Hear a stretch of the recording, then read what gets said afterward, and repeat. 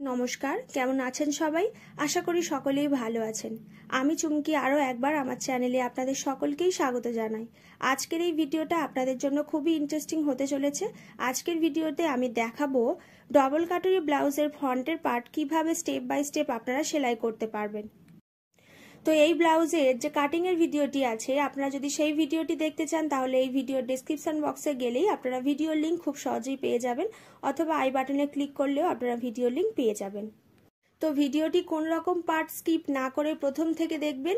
আর যদি চ্যানেলে এখনো পর্যন্ত নতুন হয়ে থাকেন অবশ্যই কিন্তু চ্যানেলটিকে সাবস্ক্রাইব করে নেবেন।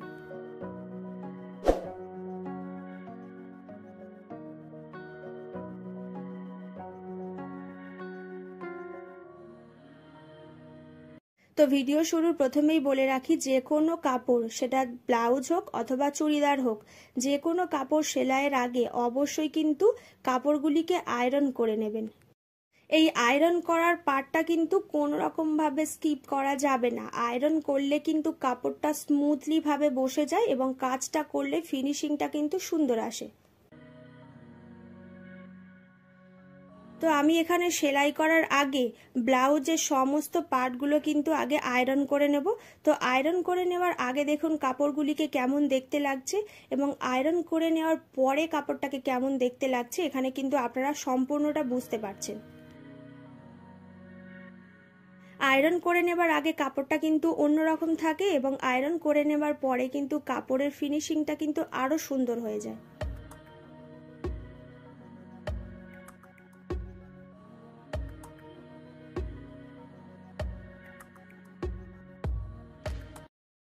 তো আমি এখানে আমার কাছে যে নর্মাল মেশিন আছে সেইটা দিয়েই কিন্তু আয়রন করে নিচ্ছি। আপনাদের কাছে যেমন আয়রন মেশিন থাকবে আপনারা সেটা দিয়েই কিন্তু আয়রনটা করে নিতে পারেন। এরপরে আমি দেখাচ্ছি স্টেপ বাই স্টেপ কিভাবে আপনারা ডবল কাটরি ব্লাউজের সেলাই করবেন। তো এটা হচ্ছে আমাদের 1 নম্বর পার্ট, এবং নিচের সাইডে আছে 2 নম্বর পার্ট। 1 নম্বর এবং 2 নম্বর পার্টটাকে এইভাবে রাখতে হবে। চওড়া সাইডটা আমি ডান দিকে রেখেছি, ছোট সাইডটাকে আমি এইভাবে রেখে দিয়েছি। এরপর একটা পার্টের উপরে আর একটা পার্ট এইভাবে রাখবো, এবং এই জায়গা থেকে 1/2 ইঞ্চি করে পুরোটাকে সেলাই করে নেব। যখনই কোনো জিনিস সেলাই করবেন অবশ্যই কিন্তু দুবার করে সেলাই দিতে হবে, কারণ এগুলি হচ্ছে বানানো জিনিস।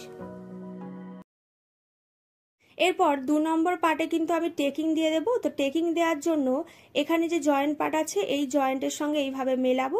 এরপর মিডিল থেকে 1 ইঞ্চির মতো করে আমি টেকিং দিয়ে দেবো।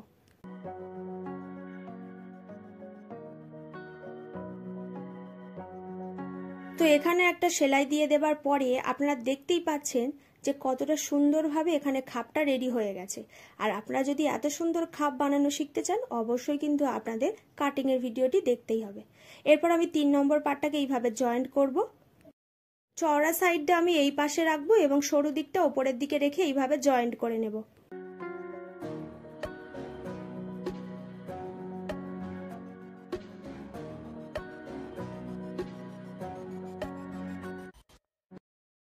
এরপর আমি 4 নম্বরে বেল্টের পার্টটা ঠিক এইভাবে রেখে নিচের সাইডে জয়েন্ট করে নেব। তো হুক পট্টির দিকে কিন্তু সব সময় বেল্টের চওড়া সাইডটা থাকবে।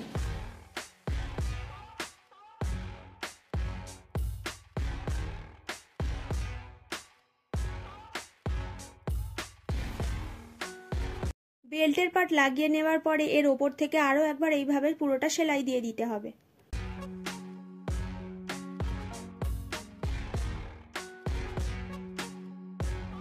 এরপর গলার সাইড থেকে আমি ওড়ে পট্টি লাগাবো এবং কোমরের কাছ থেকে সোজা পট্টি লাগিয়ে নেব।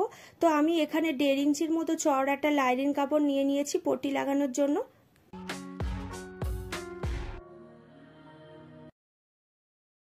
এরপর লাইনিং কাপড়টা উল্টে নেওয়ার জন্য পুরোটা এইভাবে কাট দিয়ে নিচ্ছি। এর ওপর থেকে আরো একবার এইভাবে চাপ সেলাই দিয়ে পুরো লাইনিং কাপড়টাকে উল্টো দিকে আমি মুড়ে নেব।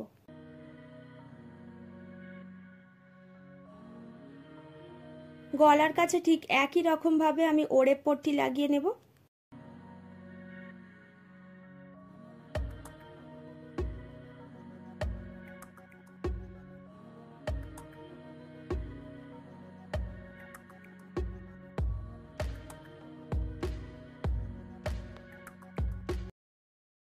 তো দুই সাইডের পাড়ি আমি এখানে রেডি করে নিয়েছি। এরপর আমি ব্লাউজের হুক পট্টি রেডি করে নেব। আর হুক পট্টি কিভাবে মেশিনে রেডি করতে হয় সেই ভিডিও যদি আপনারা দেখতে চান তাহলে এই ভিডিওর ডেসক্রিপশন বক্সে গেলেই আপনারা ভিডিওর লিংক খুব সহজেই পেয়ে যাবেন।